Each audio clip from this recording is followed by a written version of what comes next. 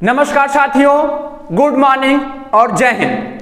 स्वागत है आप सभी का इस फोटो इलेक्ट्रिक इफेक्ट के यानी प्रकाश वैद्युत प्रभाव के लेक्चर सीरीज के पार्ट 4 में, और जो पूरी तरीके से कंप्लीट कराया जा रहा है फ्री ऑफ कॉस्ट, वो आपको मिल जाएगा पूरी तरीके से हमारे और आपके इस प्यारे से डीएनएस चैनल पे।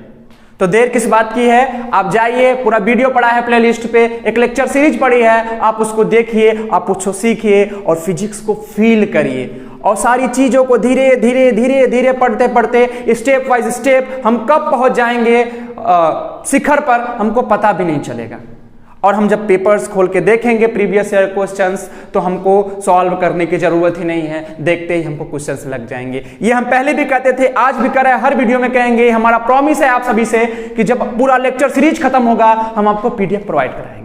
हम आपको 30-40 क्वेश्चन का पीडीएफ प्रोवाइड कराएंगे जो कि दोनों लैंग्वेज में रहेगी। किसी बच्चों को कोई प्रॉब्लम नहीं होगी, या तो यूपी बोर्ड का बच्चा हो, सीबीएसई बोर्ड का बच्चा हो, किसी भी बोर्ड का बच्चा हो, तो कोई प्रॉब्लम नहीं होगी। उसके बाद आप लोग उस क्वेश्चंस को करिएगा, फिर नहीं आएगा तो फिर हमसे आप क्लेम करिएगा। उम्मीद है, और इसी तरह से हम पढ़ा रहे हैं कि आपके जितने भी डाउट्स हैं, एक छोटी से छोटी भी जो क्यूरी है आपकी, सब वो पूरी हो जाएगी। आपको कहीं जाने की जरूरत ही नहीं है। तो जाइए, प्लेलिस्ट पे पूरा वीडियो पड़ा है, आप लोग देखिए। अगर आप लोग को प्लेलिस्ट नहीं मिल रहा है तो मैं डिस्क्रिप्शन में प्लेलिस्ट का लिंक डलवा दूंगा, आप लोग जाइए, बड़े आराम से देखिए। और हाँ, अभी से देखना शुरू कीजिए। क्यों? क्योंकि कुछ बच्चे हैं, कुछ बच्चों का अभी भी ये सोचना है कि अभी तो फॉर्म नहीं आया है, हम अभी नहीं पढ़ेंगे, फॉर्म आएगा तब हम उठेंगे, तब हम पढ़ेंगे। बच्चों, हमको उन लोगों की तरह नहीं बनना। अगर हम उन लोग की तरह सोचना चाहेंगे तो हम कहीं ना कहीं ये रेस जो चल रही है, ये जो इतने कम सीटों पे इतने ज्यादा नामांकन हो रहे हैं, इतने ज्यादा आवेदन हो रहे हैं बच्चों के, हम कहीं ना कहीं पीछे निकल जाएंगे। तो हम अभी से तैयारी करते हैं, अभी से सारी चीजें सीख के चलते हैं। हम ऐसा पढ़ते हैं कि हम दूसरों को भी पढ़ा सकें, दूसरों को भी पढ़ा सकें, दूसरों को भी बता सकें। हमें ऐसा नहीं, बिल्कुल नहीं पढ़ना है कि केवल न्यूमेरिकल तक ही हमारी जिंदगी अटक जाए। हमको न्यूमेरिकल तो लगाने हैं, हमको एग्जाम क्रैक करना ही करना है, बट हमको ऐसा पढ़ना है कि अगर अगला वाला कोई पूछे तो हम उसको जवाब दे सकें, हम उसको बता सकें, उसको हर एक कण कण में फिजिक्स दिखा सकें, पार्टिकल पार्टिकल में फिजिक्स दिखा सकें, और उसको समझा सकें कि देखो फिजिक्स जो है कितना फैसिनेटेड है। लोग जो फिजिक्स से डरते हैं, फिजिक्स डरने की बात नहीं है। यदि फिजिक्स से एक रिलेशन बना लोगे, फिजिक्स से एक भाव, एक बोलते हैं कि एक रिलेशन क्रिएट कर लोगे, तो फिजिक्स तुमको कभी नहीं सताएगा, फिजिक्स का भूत आपको कभी नहीं सताएगा। यकीन मानिए, फिजिक्स से प्यारा कोई सब्जेक्ट नहीं है। क्यों? क्योंकि फिजिक्स ही तो पूरे नेचर को डिस्क्राइब करता है। और क्या चाहिए? आज हम तारों को देखते हैं, आज हम सन को देखते हैं, आज हम मंगल ग्रह पे जा रहे हैं, हमारी इतनी जिज्ञासाएं बढ़ रही हैं, हम और ग्रहों के बारे में डिस्कवर कर रहे हैं। तो फिजिक्स एक ऐसा क्षेत्र है जिसमें यदि आप पूरा जिंदगी भर अपना दे देंगे, पढ़ लेंगे, तो भी कहेंगे आप उसका 0.11% भी नहीं पढ़े हैं। क्यों? क्योंकि फिजिक्स का कोई लिमिट ही नहीं है। आप जितना पढ़ते जाएंगे आपको उतना ही कलेक्शन होता जाएगा।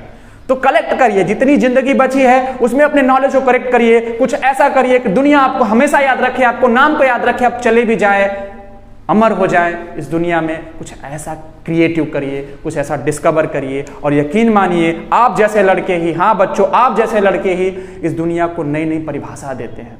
बस देर किस बात की होती है, बस कमी किस बात की होती है कि वो चीज़ों को समझ नहीं पाते हैं, वो चीज़ों को फील नहीं कर पाते हैं, इमेजिन नहीं कर पाते हैं। जिस दिन से आप इमेजिनेशन करना स्टार्ट करेंगे, ऐसा नहीं होता तो क्या होता, ऐसा होता तो क्या होता, अगर ये होता तो क्या होने वाला है, यकीन मानिए जब अपने आप से क्वेश्चंस करेंगे तो उसी क्वेश्चंस में से आंसर निकल के आएगा। ऐसे कहा जाता है कि क्वेश्चन को ध्यान से पढ़ो, उसी क्वेश्चंस में आंसर छुपा होता है। ये सत्य बात है। अगर आपने किसी क्वेश्चंस को अच्छे से रीड कर लिया बालकों, तो उसी क्वेश्चंस में आपको आंसर मिल जाएगा, कहीं भटकने की जरूरत नहीं है। ये बात रही हमारे उन बच्चों के लिए जो अभी तक सोए हैं। तो प्लीज आप लोगों से विनम्र निवेदन है, रिक्वेस्ट इस बात की है कि हम आपके टीचर हैं और हमसे बेहतर आपको कोई नहीं जानता है। हम जानते हैं आपकी क्या परेशानियां। क्यों दोस्तों? क्योंकि हम भी उसी स्टेज से गुजर चुके हैं। तो हर एक टीचर यही चाहता है कि जो उन्होंने गलतियां की हैं वो उसका बच्चा ना करे, वो उसका जो स्टूडेंट ना करे। तो तो प्लीज वो गलती मत दोहराइए, सोए मत रहिए, जग जाइए, पढ़ते रहिए। एक वीडियो ही देखिए दिन में, लेकिन मन से देखिए, उससे जो सीख रहे हैं उसको दैनिक जीवन में यूटिलाइज करिए। अगर हम लाइट पढ़ा रहे हैं तो आप लाइट को देखिए, कुछ चीजें और डिस्कवर करने की कोशिश करिए। आप कहेंगे सर हमसे नहीं होगा, क्यों नहीं होगा? क्या न्यूटन इंसान नहीं थे? क्या आइंस्टीन सर इंसान नहीं थे? क्या स्टीफन हॉकिंग सर इंसान नहीं थे? मैक्सवेल सर इंसान नहीं थे? सभी तो एक ह्यूमन ही थे, बस उन्होंने अपनी दिमाग की क्षमता को बढ़ाया। उन्होंने तमाम चीजों में लगाने के बजाय केवल अपनी दिमाग की क्षमता को केवल स्टडी में लगाया। अभी टाइम है, लगा दोगे, आपके कैरियर, आपका फ्यूचर, आने वाली तमाम जनरेशन आपकी सुधर जाएंगी। तो देर किस बात की है, पढ़िए और मस्त रहिए। और एक अच्छी इंफॉर्मेशन, एक गुड न्यूज़ है आप लोग के लिए कि इसी चीज को मद्देनजर रखते हुए, कि एग्जाम के डेट को मद्देनजर रखते हुए हम लोगों ने अपने DNS एजुकेयर ऐप पे हम लोगों ने CUCET का कोर्स लॉन्च कर दिया है। यानी कि मंडे से हम लोग का पहला क्लास जाएगा DNS एजुकेयर ऐप पे।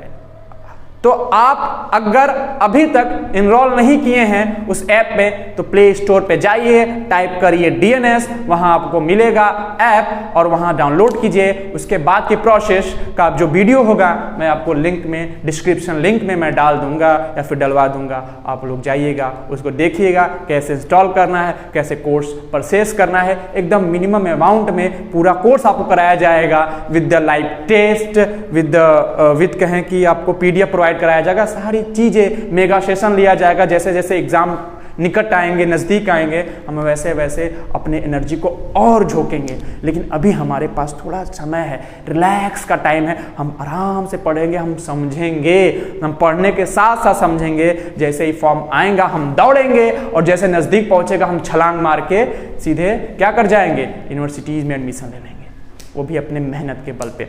तो ठीक है, अभी बस आपसे यही रिक्वेस्ट है कि आप पढ़ते रहिए और एकदम मस्त रहिए और चीज़ों को समझिए। समझना बहुत ज़रूरी होता है।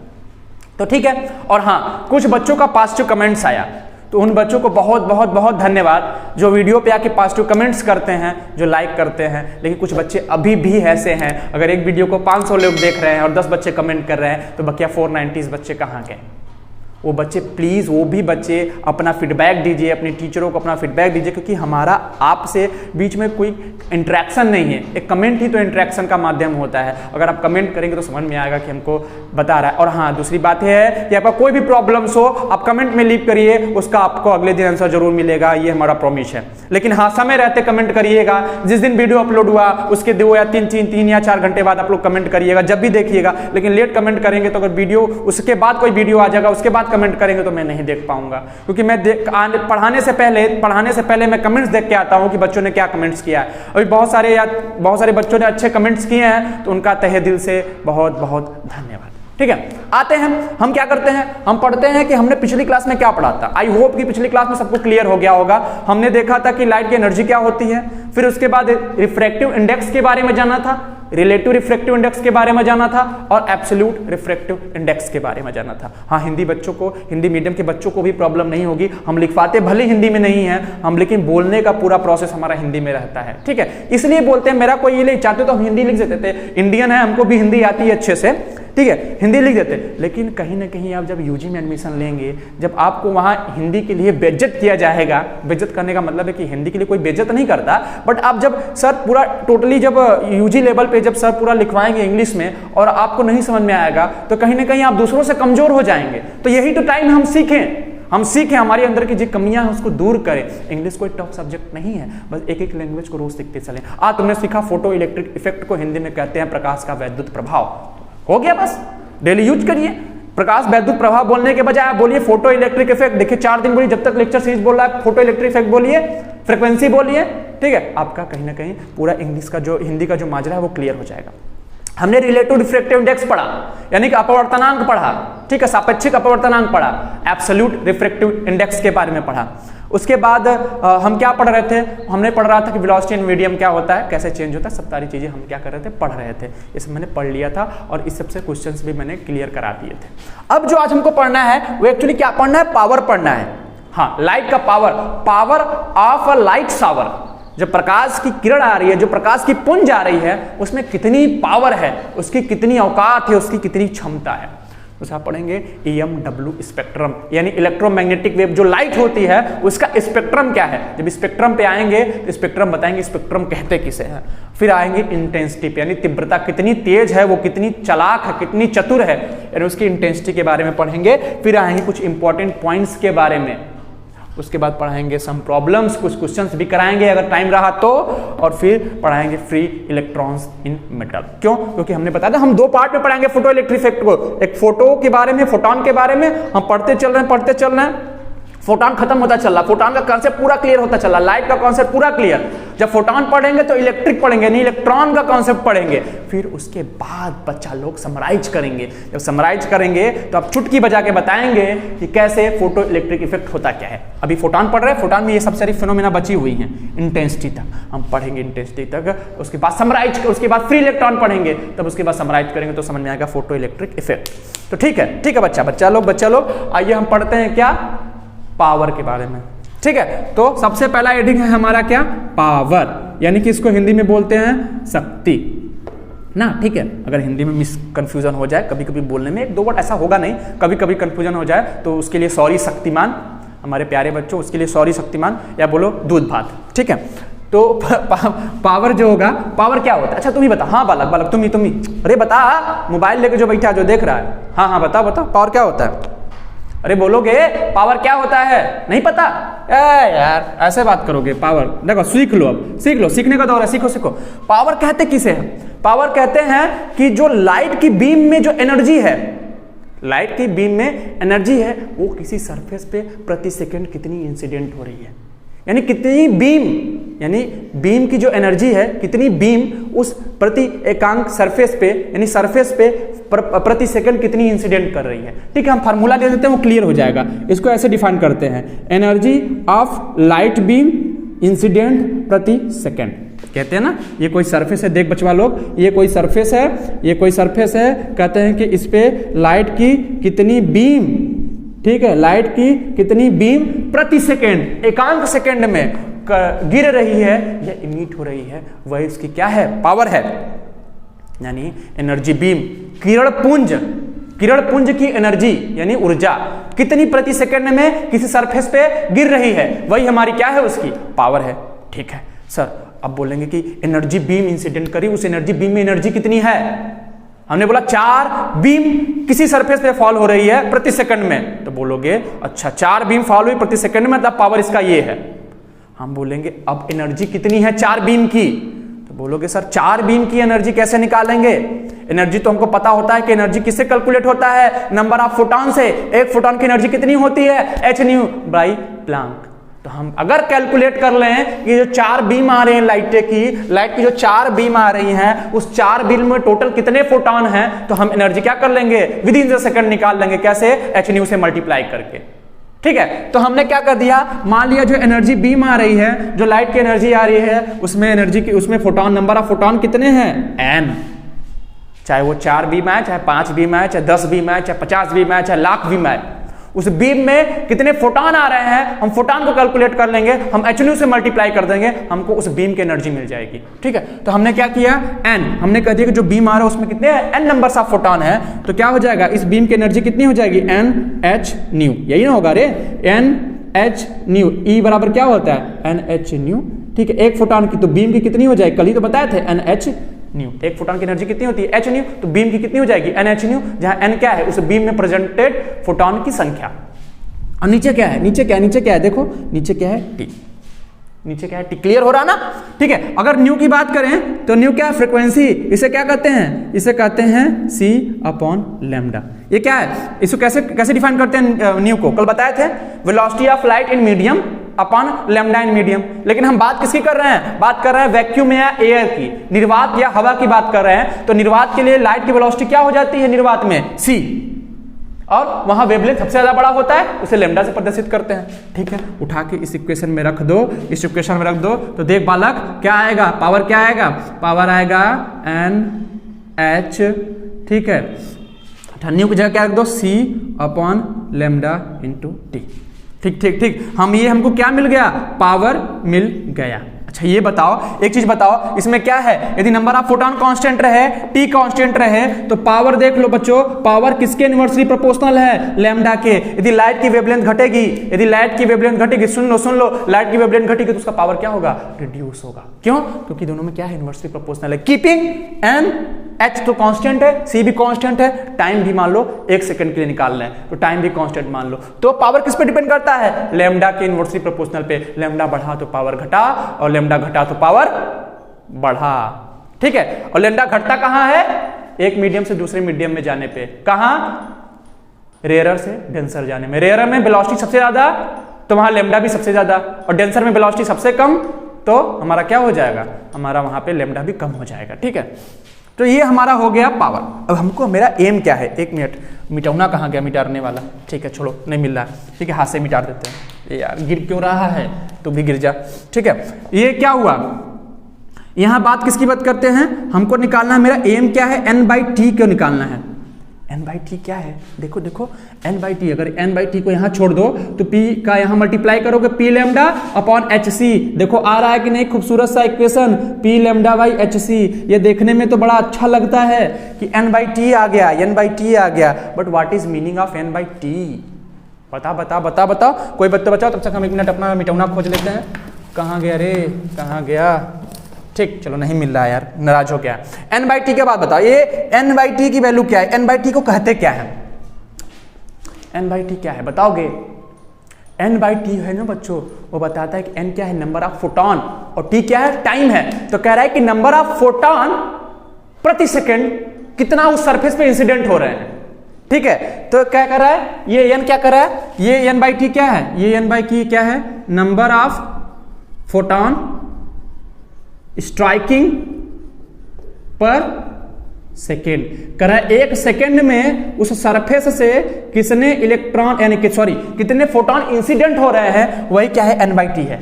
ठीक है, इसको लिख लेना कि प्रति एकांक समय पे, हिंदी वाले बच्चे, प्रति एकांक समय पे सरफेस पे कितने नंबर ऑफ यानी कितने संख्या की फोटॉन क्या हो रही हैं, टकरा रही हैं, वही हमारा क्या है, एन बाई टी। तो देख लो एन बाई टी क्या हो गया, P lambda upon H C. ठीक है, ये डस्टर मिल गया, P lambda upon H C. हम इसको क्या करते हैं, इधर का इरेज करते हैं। ठीक है, इधर का इरेज करते हैं और तुमको दिखाते हैं कि P lambda by H C का मतलब क्या हुआ। ठीक है, P lambda by H C, देखो देखो देखो क्या हुआ, N by T equal to क्या हुआ, P lambda upon H C. ये हमारा हुआ।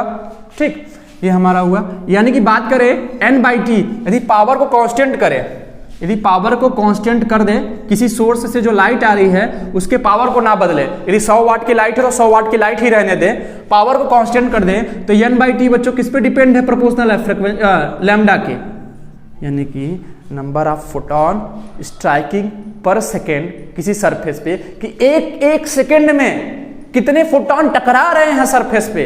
लाइट जब गिर रही है किसी सरफेस पे तो एक सेकेंड में कितने फोटॉन टकरा रहे हैं वो डिपेंड करता है उसके लैम्डा पे। ये तुमने लैम्डा बढ़ाया तो क्या हो जाएगा, एन बाई टी बढ़ जाएगा, डायरेक्टली प्रोपोर्शनल है। यानी कि अगर बात करें, अगर यदि बात करें लैम्डा 1 की और बात करें लैम्डा 2 की, हम बात करें कि lambda 1 is greater than lambda 2, तो हम कहेंगे कि N by T is greater than N by T. इसके लिए लैम्डा 2 के लिए एन बाई 2 जो होगा और लैम्डा 1 के लिए जो एन बाई टी होगा वो क्या होगा, एन बाई टी जो लैम्डा 1 के लिए होगा वो बड़ा होगा, एन बाई टी जो लैम्डा 2 के लिए होगा वो भी क्या होगा, वो उससे छोटा होगा। क्यों, क्योंकि एन बाई टी किस पे डिपेंडेंट है, लैम्डा पे। यहां बता रहा है कि लैम्डा 1, यानी कि कहने का मतलब है कि यदि इसमें 8 फोटॉन क्या कर रहे हैं, टकरा रहे हैं प्रति सेकेंड, तो इसमें 5 या 6 या 4 फोटॉन प्रति सेकेंड टकराएंगे सरफेस पे।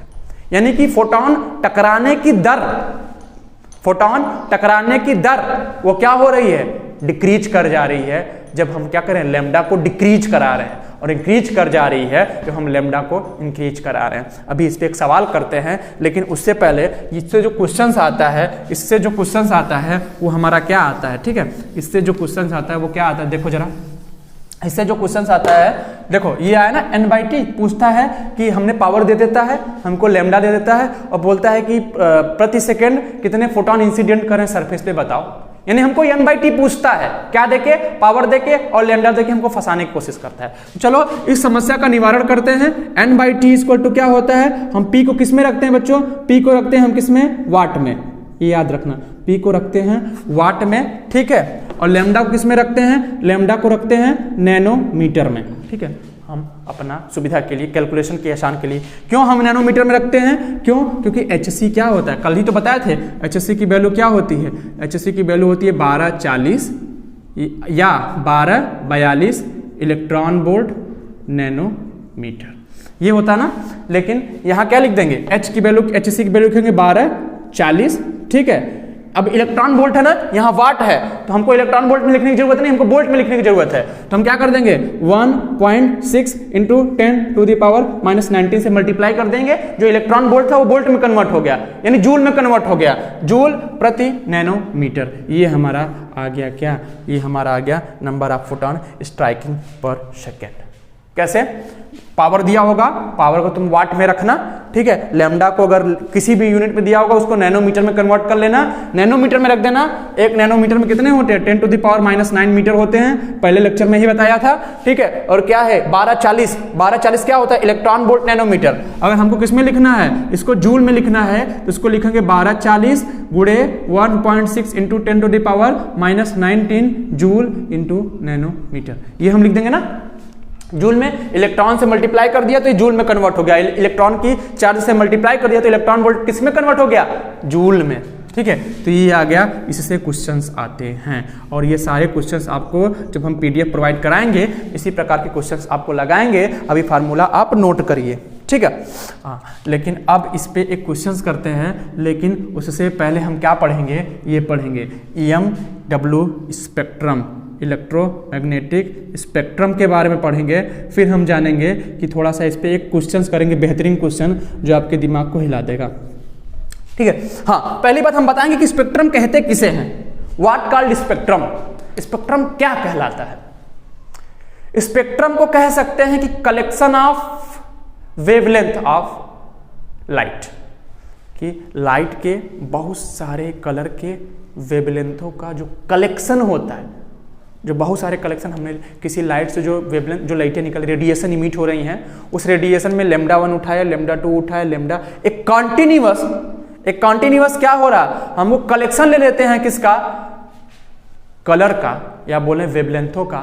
उसी कलर कॉन्टिन्यूअस कलेक्शन का जो हमको डायग्राम बनता है, उसी को हम कहते हैं क्या, स्पेक्ट्रम। और बात किसकी बात कर रहे हैं, उतना स्पेक्ट्रम को जानने की जरूरत नहीं है। जब हम बोहर मॉडल पढ़ाएंगे, जब बोहर की थ्योरी पढ़ाएंगे, आपको यूट्यूब पे ही पढ़ाएंगे बोहर की थ्योरी, जब बोहर की थ्योरी पढ़ाएंगे तो उसमें स्पेक्ट्रम के बारे में डिटेल बताएंगे। बस अभी इतना जान लो बालक कि स्पेक्ट्रम क्या होता है, वेवलेंथों का कलेक्शन होता है, वेवलेंथ का कलेक्शन। वेवलेंथ क्या है, तरंग दैर्ध्यों का कलेक्शन होता है। तरंग दैर्ध्य किससे रिलेटेड होता है, लाइट से, लाइट के कलर से। तो बहुत सारे कलर का क्या होता है, कलेक्शन होता है, एक समूह होता है, उसी को क्या बोलते हैं, हम स्पेक्ट्रम बोलते हैं। यदि EMW स्पेक्ट्रम यानी इलेक्ट्रोमैग्नेटिक वेव का स्पेक्ट्रम, और इलेक्ट्रोमैग्नेटिक वेव क्या है, लाइट है। तो लाइट का स्पेक्ट्रम यानी लाइट से जितनी प्रकार के कलर आ रही हैं उनका एक कलेक्शन जो हम ले लेंगे, उसे बोलेंगे इलेक्ट्रोमैग्नेटिक क्या, स्पेक्ट्रम। हम जानते हैं क्या, हम अभी नॉर्मली यही जानते हैं ना कि लाइट में 3 कलर आती हैं, बहुत इंद्रधनुष में देखा होगा ना, विबग्योर पढ़ा होगा ना, ठीक है। हिंदी वाले बच्चे कहते हैं बैनी पिनाला, बैगनी, नीला, आसमानी, हरा, पीला, नारंगी, लाल, यही होता है बैनी पिनाला। हमारे यूपी बोर्ड के बच्चे बड़े प्यार से बोलते हैं उसको बैनी पिनाला, बैगनी, नीला, आसमानी, हरा, पीला, नारंगी, लाल। लेकिन CBSE बोर्ड के बच्चे, ICSE बोर्ड के बच्चे क्या कहते हैं, ठीक है, क्या कहते हैं इसको, violet, indigo, blue, green, yellow, orange और रेड। क्या यही 7 कलर की लाइटें होती हैं सन में? अरे नहीं बालक, ये गलत है। ये 7 कलर की लाइटें ही नहीं होती हैं, ये तो 7 हमको दिखती हैं, ये विजिबल रेंज में आती हैं, ये दृश्य स्पेक्ट्रम में आती हैं, ये हमको आंख से दिख जाती हैं। बकिया कुछ लाइटें ऐसी हैं, कुछ वेवलेंथों की लाइट ऐसी हैं जो हमको दिखती नहीं है। तो क्या वो सन से नहीं आती हैं? आती हैं, लेकिन वो हमको दिखती नहीं हैं। तो वो भी क्या है? वो भी तो एक इलेक्ट्रोमैग्नेटिक स्पेक्ट्रम का पार्ट है। तो आज हम जानेंगे कि उस सन से जो लाइट आ रही है, वो जो दिख रहा है ऊपर, वो सन दिख रहा है, खिड़की से झांक के देखो, वो जो सन दिख रहा है उसमें कितनी प्रकार की लाइटें आ रही हैं। ठीक है, तो हम स्टार्ट करते हैं किससे? ये विजुअल रेंज में आती है ना, हम बताएंगे। ऐसे लिखते हैं, एक क्रम लिखते हैं, लिख लो, याद कर लो, CGXUVIMR।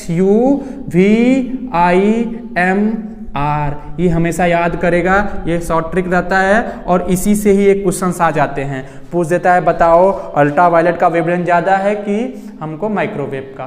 तो क्या जवाब दोगे एग्जामिनर को? तो ये पैटर्न हमको याद रहना चाहिए, CGXUVIMR। अब पूछोगे सर C मतलब क्या होता है? अरे C मतलब बालक क्या होता है? ए बोर्ड हिल मत। ये क्या होता है? ये होता है C मतलब क्या होता है? कॉस्मिक, यानी कॉस्मिक रे की बात कर रहे हैं ना, कॉस्मिक रे की बात करें। सन से एक जो रे आती है ना, वो कॉस्मिक रे होती हैं, जो सबसे खतरनाक होती हैं। अगर वो डायरेक्ट सन अर्थ पे इंसिडेंट हो जाए ना, तो हमारा काम तमाम, स्किन बर्न हो जाएंगे, स्किन जल जाएंगे। यही तो इसीलिए ओजोन परत जो बैठा है ना ऊपर, ऐसे ओजोन वैसे मोटा मोटा परत बना है ना, वही तो बताता है हमको कॉस्मिक रे से। ठीक है, तो सबसे पहली रेडिएशन क्या होती है? कॉस्मिक रे की। फिर ये G मतलब क्या है बच्चों? ये होता है गामा रे। फिर ये क्या होता है? X मतलब क्या होता है? X ray. फिर ये क्या होता है? ये होता है अल्ट्रावायलेट, यानी बोलते हैं पराबैंगनी। ठीक है, शायद ऐसे ही कुछ बोलते हैं, अल्ट्रावायलेट जो वायलेट से पहले आता है। ठीक है, अल्ट्रावायलेट यानी पराबैंगनी, कुछ ऐसे बोलते हैं। आई होप कि हिंदी मेरा सही होगा। ठीक है, और ये V मतलब क्या होता है? ये V मतलब विजिबल होता है। इसमें भी विजिबल में 7 कलर आते हैं, विबग्योर, याद रखिएगा, इस V में 7 कलर आते हैं, विबग्योर। उसके बाद क्या आता है? उसके बाद आता है इंफ्रारेड। ठीक है, उसके बाद आता है क्या? विबग्योर के बाद मतलब विजिबल, इसको बोलते हैं विजिबल। विजिबल में ये 7 आती हैं, विबग्योर आती हैं। उसके बाद आता है मतलब R के बाद हम क्या कर दें? I आता है। I मतलब होता है क्या? इंफ्रारेड। M मतलब क्या होता है? माइक्रोवेव। और R मतलब क्या होता है? Radio wave. ठीक है, ये तो एक हिंट था कि C मतलब क्या होता है? कॉस्मिक। G मतलब क्या होता है? गामा। X मतलब क्या होता है? एक्सरे। U मतलब क्या होता है? अल्ट्रावायलेट। V मतलब आता है विजिबल, जिसमें 7 कलर आती हैं। ठीक है, और 7 का पैटर्न यही होता है जैसे लिखे हैं। ठीक है, I मतलब क्या होता है? इंफ्रारेड। M मतलब क्या होता है? माइक्रोवेव। और R मतलब क्या होता है? Radio wave. ठीक है, अब कहेंगे सर ये बताइए, सर ये क्वेश्चन आ रहा कि कॉस्मिक रे का वेवलेंथ ज्यादा होता है कि गामा रे का? हम कहेंगे अभी धैर्य धरो बच्चा। ए बच्चा रुको, अभी तुमको बताते हैं, तुम्हारी सारी समस्याओं का समाधान करते हैं। कैसे करते हैं? ठीक है, कैसे करते हैं? इसको इरेज नहीं करते क्योंकि अभी इसका टाइम है रे, इसका भी जानना है। इसको मिटा देंगे ना तो तुम लोग आधा बौड़िया जाओगे। ठीक है, तो देखो इसको कैसे लिखा जाता है। देखो फिर से लिख देते हैं रे बालक, फिर से लिख देते हैं। देखो हाँ ठीक है, इसको लिख देते हैं हम, नीचे ऐसा लिख देते हैं। तो लिख ही लिया होगा ना, नोट कर लेंगे, हमको याद होगा। ठीक है, हम लोग एक्सपर्ट आदमी हैं। ठीक है, क्या करते हैं? फिर से लिखते हैं क्या? CG, थोड़ा दूर लिखते हैं ना, बुरा मान जाएंगे ये लोग। CGXU। आज ये सीख लो बच्चों, इससे एक क्वेश्चन गांठ बांध लो, ये आएगा। CGXUVIMR। 1 किलो चिल्ली नेला। ठीक है, इसको पेज पे लिखना, घोर के पी जाना, याद हो जाना चाहिए पैटर्न। यही पैटर्न होगा, यानी कि उल्टा कर दो। कितने लोग ऐसे पढ़ेंगे? MRMIVUXGU। अपना दिमाग मत लगाना रे बालक, नहीं तो ही सब आउट ऑफ रेंज हो जाएगा। ठीक, CGXUVIMR। जोर से बोलो, एक साथ बोलो, CGXUVIMR। एक बार फिर दोहराओ, CGXUVIMR। ये पैटर्न होता है। और ये याद रखना कि V मतलब क्या होता है? ये V मतलब बच्चों देखो, ये कंफ्यूजन मत होना, प्लीज कंफ्यूजन मत होना। ठीक है, ये V मतलब क्या होता है? ये V मतलब होता है विबग्योर। इसका भी पैटर्न यही होता है, पैटर्न चेंज मत कर देना। ठीक है, तो पहले कॉस्मिक आता है, फिर गामा आता है, फिर एक्सरे आता है, फिर अल्ट्रावायलेट आता है, उसके बाद वायलेट आता है। ये V तो है ना कि V मतलब क्या होता है? V मतलब होता है विजिबल।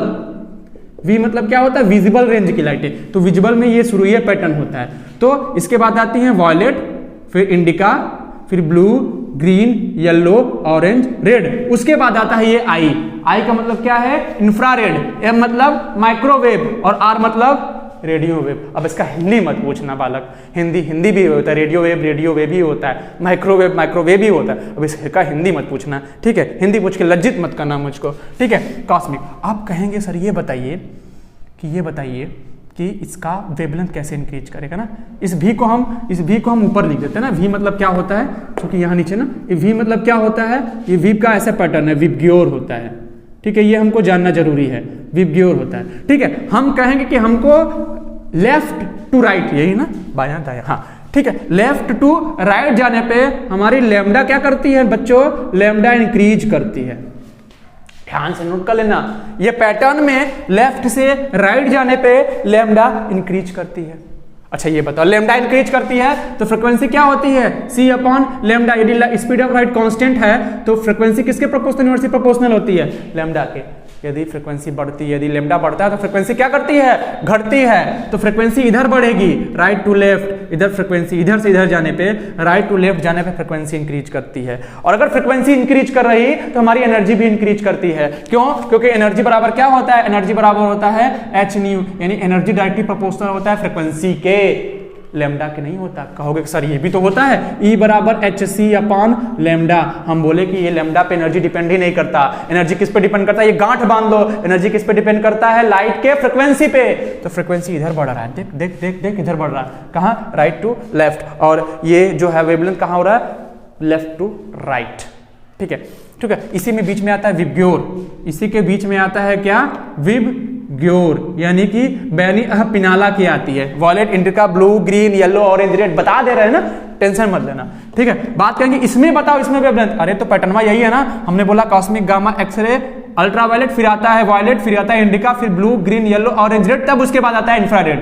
ये तो याद करने के लिए बताया था ना। ये V मतलब होता है विजिबल, और विजिबल में भी 7 कलर आती हैं, तो देख लो, ये वॉयलेट में, विजिबल में भी इधर जाने पे लैम्डा इंक्रीज करता है, और इधर आने पे, राइट टू लेफ्ट आने पे फ्रीक्वेंसी इंक्रीज करता है। अब जरा ये बताओ बालक कि हम पूछें कि सबसे ज्यादा स्पेक्ट्रम में सबसे ज्यादा वेवलेंथ वाला लाइट कौन है, सर सबसे ज्यादा वेवलेंथ वाला रेड है, सॉरी रेडियो वेव है, रेड नहीं है। सबसे ज्यादा क्या है, ये रेडियो वेव है। क्यों, क्योंकि राइट टू लेफ्ट जाने पे, लेफ्ट टू राइट जाने पे, यानी बाएं से दाएं जाने पे हमारी लैम्डा इंक्रीज करती है। तो सबसे राइट में तो यही है ना, तो सबसे ज्यादा वेवलेंथ किसका होगा, इसका होगा। तो यानी कि रेड का, अरे सॉरी बार बार रेड बोल रहे हैं यार, सॉरी शक्तिमान, रेड का वेवलेंथ सबसे ज्यादा होगा, हाईएस्ट होगा, ठीक है। फिर रेड बोले, क्या हो गया अरे, कंट्रोल, रेड नहीं, रेडियो वेव, ठीक, कंफ्यूजन हो जा रहा है, ठीक है। तो ये रेडियो वेव की जो वेवलेंथ है वो सबसे ज्यादा हाईएस्ट है। क्यों, सबसे दाहिने साइड यही है। अगर इसका वेवलेंथ सबसे ज्यादा है तो फ्रीक्वेंसी इसका क्या होगा, सबसे कम होगा, क्योंकि इनवर्सली प्रोपोर्शनल है। अगर इसका वेवलेंथ हाईएस्ट है तो इसकी फ्रीक्वेंसी क्या होगी, लोवेस्ट होगी। और जब इसकी फ्रीक्वेंसी लोवेस्ट होगी तो इसकी एनर्जी भी क्या होगी, सबसे मिनिमम होगी। क्यों, क्योंकि एनर्जी प्रोपोर्शनल होती है फ्रीक्वेंसी के। यदि एनर्जी हाई तो फ्रीक्वेंसी भी क्या, हाई। यदि एनर्जी लो तो फ्रीक्वेंसी भी लो। तो इसका वेवलेंथ ज्यादा है, इसका मतलब इसकी क्या है, फ्रीक्वेंसी लो है। यदि फ्रीक्वेंसी लो है तो एनर्जी भी क्या होगी, मिनिमम एनर्जी होगी। और बात करें हाईएस्ट एनर्जी किसकी होगी, कौन सबसे ज्यादा एनर्जेटिक बीम होगा लाइट का स्पेक्ट्रम में, तो हम इधर देख लो, इधर बोलोगे कि ये जो कॉस्मिक रे है, ये कॉस्मिक रे की वेवलेंथ लोवेस्ट है, कॉस्मिक रे की वेवलेंथ लोवेस्ट है। क्यों, क्योंकि ये सबसे लेफ्ट में है, तो लेफ्ट में सबसे ज्यादा इधर जाने पे इंक्रीज कर रहा है। तो सबसे कम किसका होगा, लोवेस्ट होगा, इसका होगा कॉस्मिक रे का। और कॉस्मिक रे का क्या होगा, वेवलेंथ लोवेस्ट होगा, तो उसकी फ्रीक्वेंसी क्या होगी, फ्रीक्वेंसी हाईएस्ट होगी, ठीक है। जब फ्रीक्वेंसी हाईएस्ट होगी बच्चों तो एनर्जी जो क्या होगी, उससे रिलेटेड जो एनर्जी होगी वो क्या होगी, मैक्सिमम होगी। आप पूछे कि स्पेक्ट्रम में सबसे मैक्सिमम एनर्जी किसकी होती है, तो बताओगे कि कॉस्मिक रे की। तो सबसे मिनिमम एनर्जी रेडियो वेव की। अब जरा हमको ये बताओ कि एक्सरे और अल्ट्रावायलेट में, एग्जांपल दे रहे हैं, एक्सरे और अल्ट्रावायलेट में वेवलेंथ किसका ज्यादा है, एक्सरे और अल्ट्रावायलेट में वेवलेंथ किसका ज्यादा है, तो बोलोगे सर एक्सरे यहां है और अल्ट्रावायलेट यहां है, और इधर से इधर जाने पे लैम्डा इंक्रीज करता है, यानी कि इसका वेवलेंथ इसके वेवलेंथ के करस्पॉन्डिंग कम होगा, इसका वेवलेंथ ज्यादा होगा, इसका वेवलेंथ कम होगा। तो बोलोगे अगर वेवलेंथ की बात करें तो एक्सरे का वेवलेंथ ज्यादा, एक्सरे का वेवलेंथ क्या होगा, कम होगा अल्ट्रावायलेट के वेवलेंथ से। लेकिन अगर फ्रीक्वेंसी पूछें तो फ्रीक्वेंसी कहोगे कि एक्सरे की फ्रीक्वेंसी ज्यादा होती है अल्ट्रा वायलेट के, क्योंकि फ्रीक्वेंसी वेवलेंथ में एक दूसरे के उल्टा रिलेशन होता है। ठीक है, तो ये पैटर्न हमेशा दिमाग में रहना चाहिए और ये पैटर्न याद रखना चाहिए। और जो विबग्योर होता है ना, उसका क्या वेवलेंथ स्टार्ट होता है, ये 400 नैनोमीटर से स्टार्ट होता है और ये 700 नैनोमीटर तक ही हम क्या करते हैं, हमको विजिबल रेंज की लाइटें मिलती हैं। यदि 400 से नीचे भी मिल गया, 300 200 नैनोमीटर की लाइट मिली तो हमको दिखाई नहीं देंगी, वो सब किसमें आ जाएंगी, वो सब आ जाएंगे अल्ट्रा वायलेट में। यदि 700 से ऊपर मिला, 700 नैनोमीटर से यानी कि 800 900 नैनोमीटर की लाइटें मिली तो किसमें आ जाएंगे, सब इंफ्रारेड में। यानी 400 और 700 के रेंज की लाइटिंग हम केवल देख पाते हैं, उसके बजाय हम कोई लाइटें हमारी आंख से दिखाई नहीं देती हैं। ठीक है, तो ये रहा सारा पैटर्न। अब इसी पे एक बेस्ट क्वेश्चन करते हैं, इसी पे एक क्वेश्चन ये करते हैं, जरा आपको एक क्वेश्चन दे रहे हैं, ये बताओ बालक कि हम दे रहे हैं एक 2 सरफेस ले रहे हैं। ठीक है, जरा इसको बहुत ध्यान से देखना और बहुत ध्यान से बताना। ठीक है, ये क्वेश्चन पूछा हुआ है, हम इसको लिखने नहीं जा रहे हैं कैसा पैटर्न कैसा पूछा गया था, लेकिन एग्जैक्ट हम डायग्राम बना के दिखा दे रहे हैं। कह रहा है कि इस सरफेस पे लाइट इंसिडेंट कर रही हैं। ठीक है, दोनों सरफेस पे 2 सरफेस ले लिए, दोनों सेम सरफेस हैं, दोनों सेम सतह हैं, दोनों पे लाइट इंसिडेंट कर रही हैं। बोला कि इस लाइट का भी पावर P है, इस लाइट का भी पावर P है, ये भी 100 वाट का है, ये भी 100 वाट का है। ठीक है, बशर्ते ये क्या है, ये ब्लू लाइट है और ये क्या है, ये ग्रीन लाइट है। ठीक है, क्या है, ये ब्लू P पावर का ब्लू लाइट है, ये भी P पावर का ग्रीन लाइट है, दोनों सेम सतह पे गिर रहे हैं। ठीक है, ये सतह भी दोनों सेम है। तो ठीक है, तो बताओ कि N/T ना, ये ब्लू का ज्यादा होगा कि N/T ज्यादा होगा ग्रीन का। N/T क्या है बालक, N/T है नंबर ऑफ फोटॉन स्ट्राइकिंग पर सेकेंड। बताओ किसका ज्यादा होगा, अभी तो बताए हैं, देखो अभी तो बताया ना कि N/T किस पे डिपेंड करता है, N/T हमारा डिपेंड करता है, N/T पे डिपेंड करता है, क्या लाता है, P लैम्डा अपॉन HC। यदि पावर कांस्टेंट हो जाए तो N/T किस पे डिपेंड करता है, लैम्डा पे।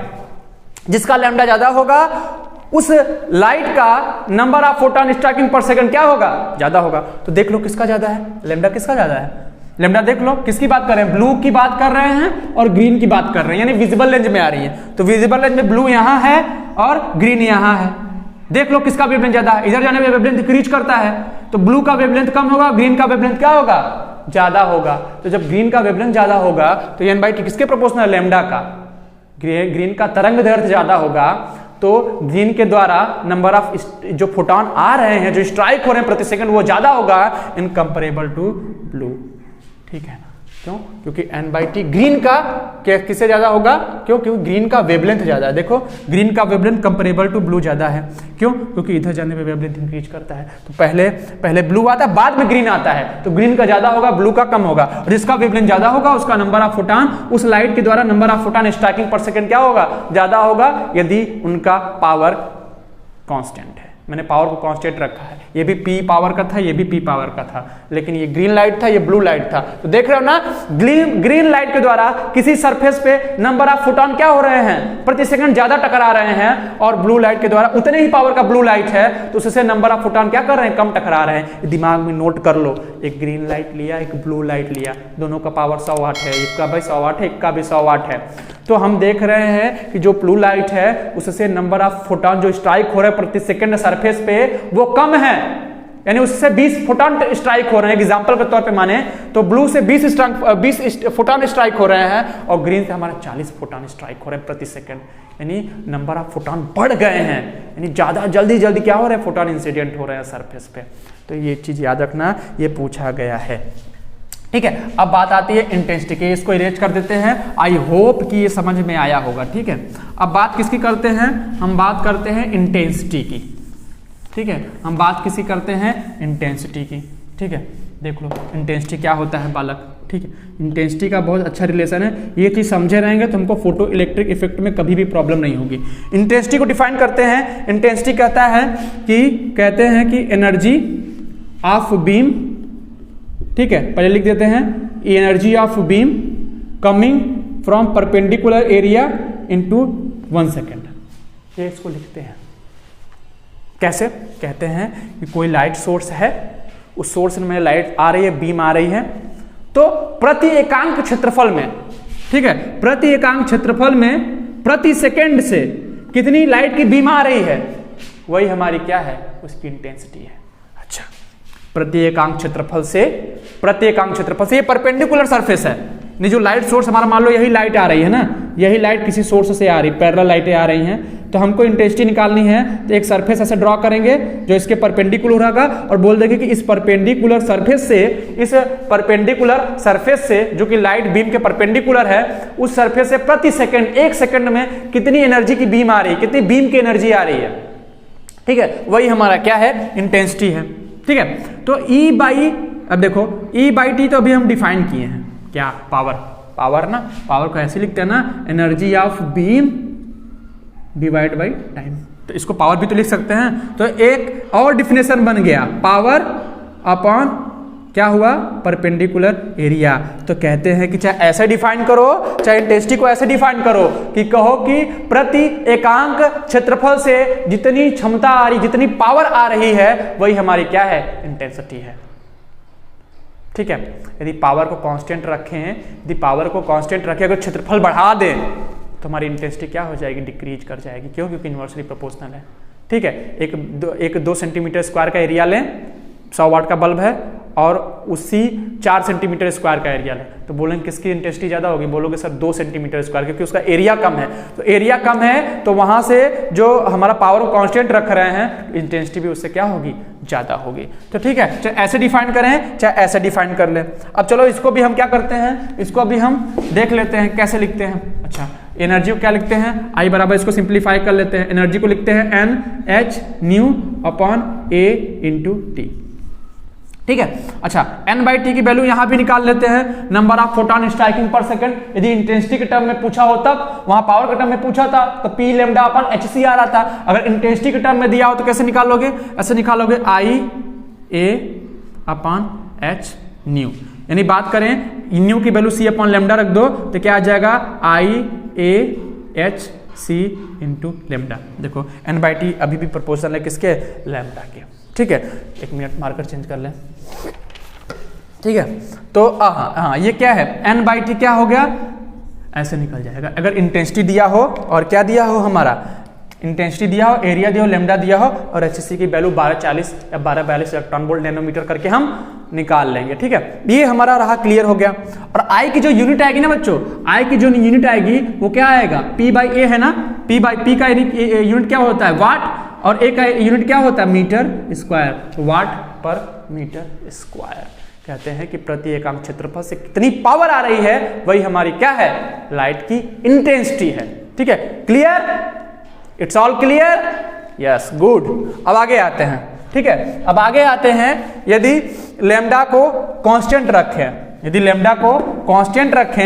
एरिया को भी कांस्टेंट कर दें, तो देखो एक बहुत ही बेहतरीन चीज निकल के आती है जो हमारा फोटो इलेक्ट्रिक इफेक्ट में यूज होने वाली है। इसको खूब बड़े अक्षरों में लिख देना, इफ लैम्डा कांस्टेंट कर दे बच्चों तो इंटेंसिटी प्रोपोर्शनल किसके होगी, n के। यानी इंटेंसिटी डिपेंड करती है नंबर ऑफ फोटॉन पे। ठीक है, किसी पर्टिकुलर लाइट की यदि हम उसका वेवलेंथ कांस्टेंट कर दें तो हम बताएंगे कि क्या है, उसका वेवलेंथ कैसे, उसकी इंटेंसिटी कैसे डिपेंड कर रही है। तो इंटेंसिटी रिलेटेड है नंबर ऑफ फोटॉन से। अगर नंबर ऑफ फोटॉन ज्यादा है किसी लाइट सोर्स में तो कहेंगे उसकी इंटेंसिटी ज्यादा है, यदि नंबर ऑफ फोटॉन किसी कम है तो बोलोगे उसकी इंटेंसिटी कम है। तो इंटेंसिटी डायरेक्टली प्रोपोर्शनल किसके होती है, नंबर ऑफ फोटॉन के। ठीक है, अब ये तो बात रही। अब बात ये रही कि ये तो ठीक है, इंटेंसिटी ऐसे डिफाइन कर दिया पावर। यदि पावर ना दे, कोई लाइट सोर्स दिया हो और बोला कि उस लाइट सोर्स की वजह से r डिस्टेंस पे हमको बताओ। जैसे कि एक एग्जांपल देते हैं ना, एक एग्जांपल देते हैं ऐसे कि कोई एक लाइट सोर्स है, ये सोर्स है, पॉइंट सोर्स है। इस पॉइंट सोर्स से हमको इस r डिस्टेंस पे इंटेंसिटी बतानी है। ठीक है, मान लिया कि लाइट सोर्स है, उसका पावर P है, जो लाइट सोर्स है उसका पावर P है। इस P पावर के लाइट सोर्स के कारण इस r डिस्टेंस पे हमको इंटेंसिटी बतानी है। तो हम क्या करेंगे, एक सरफेस ड्रॉ करेंगे, क्योंकि हमको एरिया चाहिए होता है, पावर पर यूनिट एरिया चाहिए होता है। तो हम इस पावर को घेरते हुए, मतलब छींकते हुए एक एरिया ड्रॉ करेंगे। मतलब उसको एक फुटबॉल, मान लो कि फुटबॉल का एक गेंद है, फुटबॉल के गेंद के सेंटर पे हमारा बल्ब जलाया है, तो फुटबॉल के सेंटर से r डिस्टेंस पे वो सरफेस, मैंने गोलाकार सरफेस बना लिया। तो गोलाकार पृष्ठ का सरफेस कितना होता है 4 पाई आर स्क्वायर।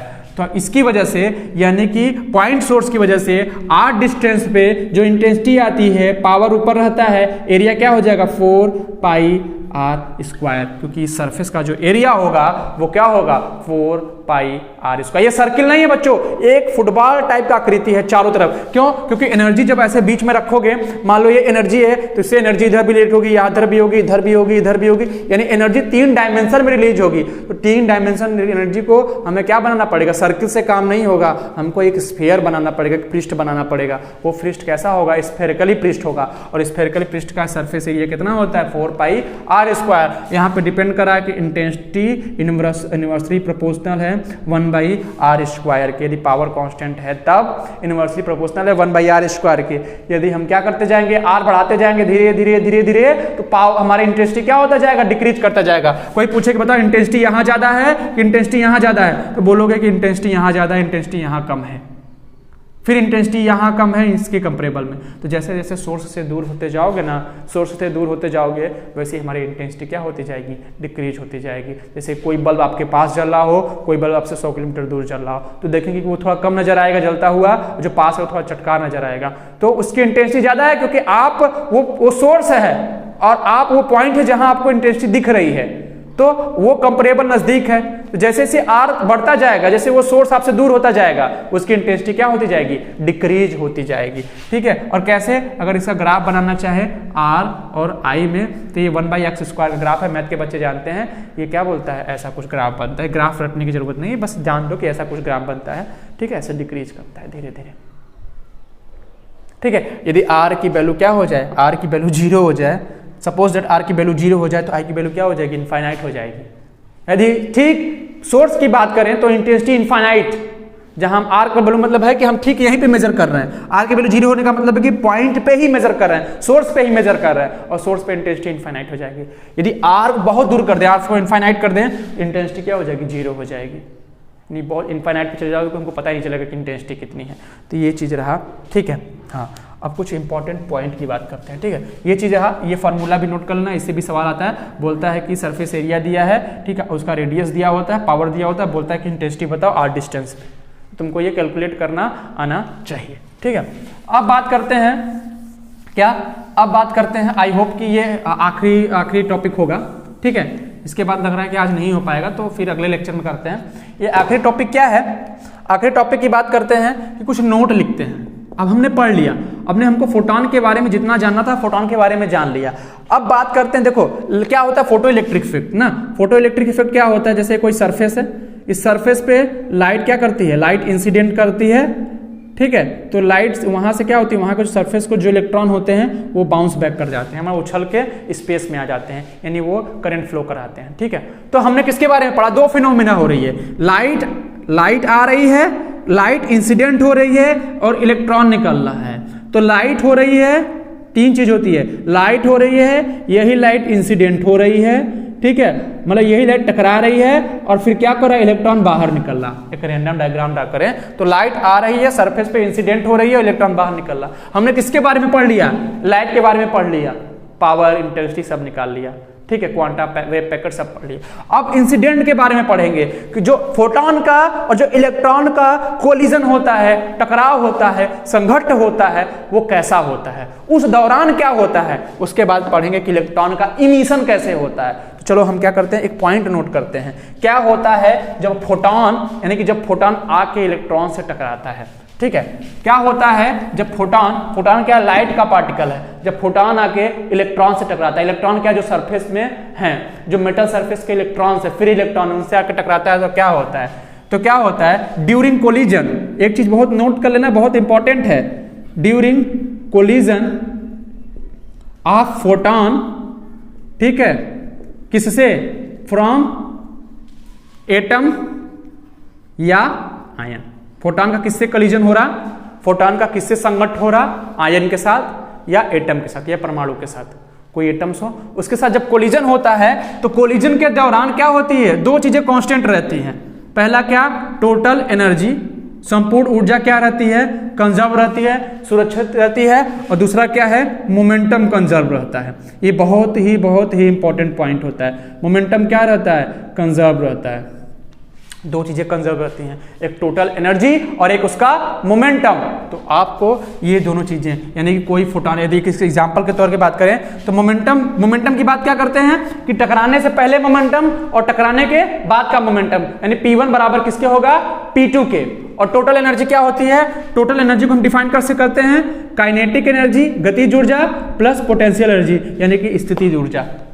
ठीक है, ऐसे ही डिफाइन करते हैं, kinetic energy plus potential energy. ठीक है, और मोमेंटम क्या होता है, मोमेंटम को लिखते हैं P बराबर m इंटू भी, यानी कि टकराने से पहले उसका m इंटू भी और टकराने के बाद उसका m इंटू भी, दोनों क्या होता है, कंजर्व रहता है। दोनों बदलते नहीं हैं, ना तो डायरेक्शन वाइज बदलते हैं। ठीक है, डायरेक्शन वाइज बदलते हैं तो भी मिलके ओवरऑल क्या रहते हैं, कंजर्व रहते हैं। और टोटल एनर्जी भी कंजर्व रहती है। तो जरा हम इस फेनो को यूज करके एक बेहतरीन चीज निकालते हैं।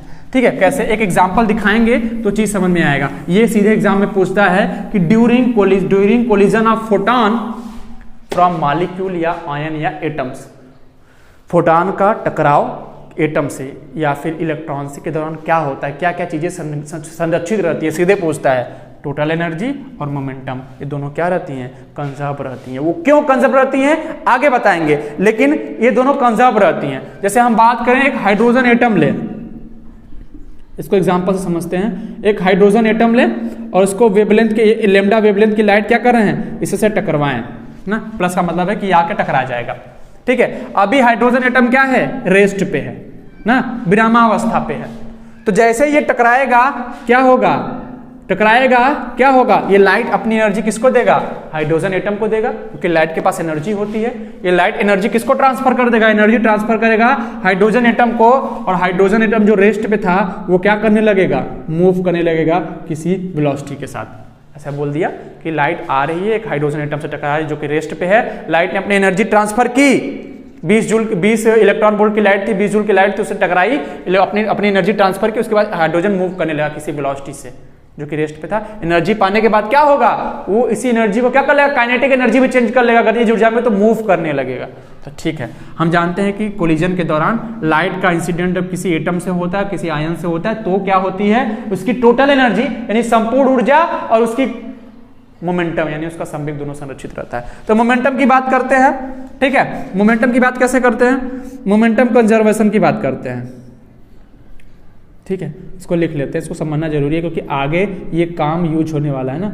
मोमेंटम कंजर्वेशन की बात करते हैं ना, संवेग संरक्षण की बात करते हैं। संवेग संरक्षण में क्या होता है, इसका संवेग क्या होगा, लाइट का संवेग क्या होगा, P बाई, बोलो सॉरी, क्या होता है लाइट का मोमेंटम, P बराबर h अपॉन लैम्डा, यही होता है ना संवेग। तो क्या होता है h अपॉन लैम्डा। ठीक, ये क्या हो गया, मोमेंटम ऑफ लाइट प्लस इसका मोमेंटम। ये क्या है, ये रेस्ट पे है, इसकी कोई वेलोसिटी नहीं है। जब वेलोसिटी नहीं है तो मोमेंटम क्या हो जाएगा, 0 बराबर। अब ये क्या करने लगा, अब ये मूव करने लगा। मान लो इसका मास m है, हाइड्रोजन का मास कितना है, m है। मान लो कि हाइड्रोजन एटम, उसका मास कितना है, m हम निकाल सकते हैं नंबर ऑफ प्रोटॉन और नंबर ऑफ इलेक्ट्रॉन कैलकुलेट करके। ठीक है, ये क्या है, मास इसका m है। ठीक है, तो टकराने के बाद ही जो वेलोसिटी से मूव करेगा तो भी मास चेंज तो होगा नहीं, मास इसका m है। तो टकरा, पहले तो रेस्ट था यानी वेलोसिटी 0 थी, तो मोमेंटम इसका कितना हो गया, 0। अब बाद में मोमेंटम कितना हो जाएगा, m इंटू भी। तुम चाहो तो यहाँ से क्या कर सकते हो, v की वैल्यू निकाल सकते हो। v कितना हो जाएगा, अगर इसको मल्टीप्लाई कर दो तो कितना हो जाएगा, h upon m into lambda. ये हमारी वेलोसिटी मिल जाएगी, कैसे, बाई मोमेंटम कंजर्वेशन से। पूछे कि कोई लाइट हाइड्रोजन एटम m मास के हाइड्रोजन एटम पे एक इंसिडेंट कर रही है, तो क्या करा, वो क्या करा, हाइड्रोजन एटम भी वेलोसिटी से मूव करने लगा, तो उसकी वेलोसिटी बताओ। तो क्या करोगे, तुम h की वैल्यू जानते हो, मास ऑफ हाइड्रोजन एटम रखोगे, लैम्डा जिस फ्रीक्वेंसी की लाइट इंसिडेंट हो रही है, जिस वेवलेंथ की लाइट इंसिडेंट हो रही है, उसकी वेवलेंथ की वैल्यू रखोगे, तुमको पता चल जाएगा कि उस हाइड्रोजन एटम की वेलोसिटी कितनी है। दूसरी चीज क्या है, हमको एनर्जी कंजर्वेशन करना है। ठीक है, चलो एनर्जी कंजर्वेशन करते हैं। एनर्जी कंजर्वेशन में क्या लिखता है, हमको लिखते हैं kinetic energy plus potential energy क्या होता है, बराबर रहता है। यानी कि बात करें UA प्लस KA बराबर UB प्लस KP, यानी कि टकराने से पहले की टोटल ऊर्जा और टकराने के बाद की टोटल ऊर्जा दोनों क्या होगी, सेम रहेगी। ठीक है, तो टकराने के पहले की ऊर्जा क्या है, इसकी ऊर्जा बताओ, इसकी ऊर्जा कैसे लिखोगे? E बराबर क्या होता है? H। लाइट की एनर्जी क्या होती है? लाइट की एनर्जी होती है hc/λ ना, लाइट की यही एनर्जी होती है, ठीक है। और इसकी क्या हो गई?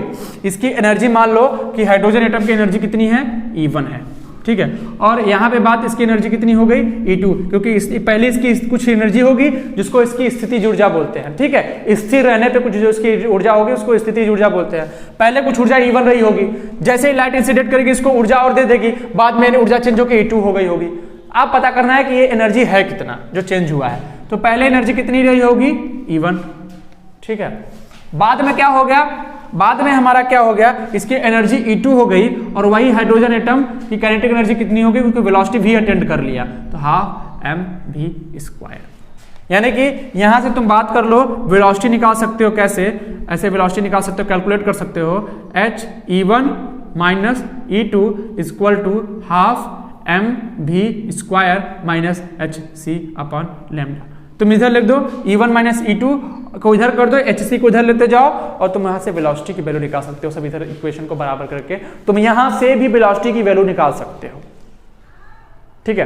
तो क्या होती हैं दो चीज हमको समझना था कि ड्यूरिंग कोलिजन, फोटॉन का जब कोलिजन होता है मेटल सरफेस पे, यानी कि हम बात करें एटम से या आयन से, ठीक है, तो दो चीजें कंजर्व रहती है। हमेशा पूछता है क्वेश्चंस में, दो चीजें कंजर्व रहती हैं, एक मोमेंटम कंजर्व रहता है, एक उसकी टोटल एनर्जी कंजर्व रहती है।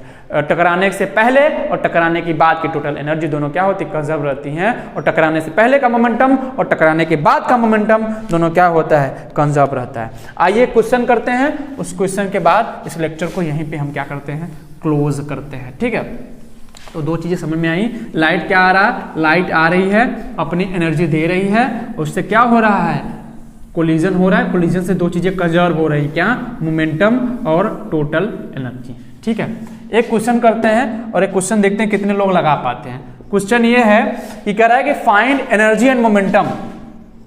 फाइंड एनर्जी को ई से लिख देते हैं और मोमेंटम को पी से लिख देते हैं, लिखने की जरूरत नहीं, समझ जाना। ई मतलब एनर्जी है, पी मतलब मोमेंटम है। ऑफ फोटॉन, किसका फोटॉन? किसकी मोमेंटम पता करना है? फोटॉन का। ऑफ लाइट, ऑफ वेवलेंथ, ठीक है। Of light, of wavelength, of wavelength 400 nanometre. कह रहा है कोई लाइट है जिसका तरंग दैर्ध्य कितना है? 400 नैनोमीटर है। उस 400 नैनोमीटर तरंग लाइट के द्वारा कितनी एनर्जी होगी और उसका मोमेंटम कितना होगा, दोनों फाइंड आउट करो। चलो, आपके पास 30 सेकंड का टाइम है, ठीक है। आप अपने से कोशिश करो, ठीक है। 30 सेकंड का आप लोग के पास टाइम है, आप अपने से कोशिश करो। उसके बाद बताओ कि इसकी क्या होगी, एनर्जी क्या होगी, मोमेंटम क्या होगा। हिंदी वाले बच्चे इसको समझ ले। लिख रहा है कि यदि किसी लाइट की तरंग दैर्ध्य 400 नैनोमीटर है तो उस लाइट का एनर्जी पता करो, यानी कि ऊर्जा, और उस लाइट का संवेग पता करो। दोनों निकाल के बताओ। चलो ठीक है, हम लगाते हैं, ठीक है। एनर्जी क्या होती है? एनर्जी क्या होती है? एनर्जी को लिखते हो hc/λ, यही लिखते हो ना। एनर्जी को hc/λ लिखते हो, ठीक है। एनर्जी को लिखते हो 1240 इलेक्ट्रॉन वोल्ट नैनोमीटर, ठीक है।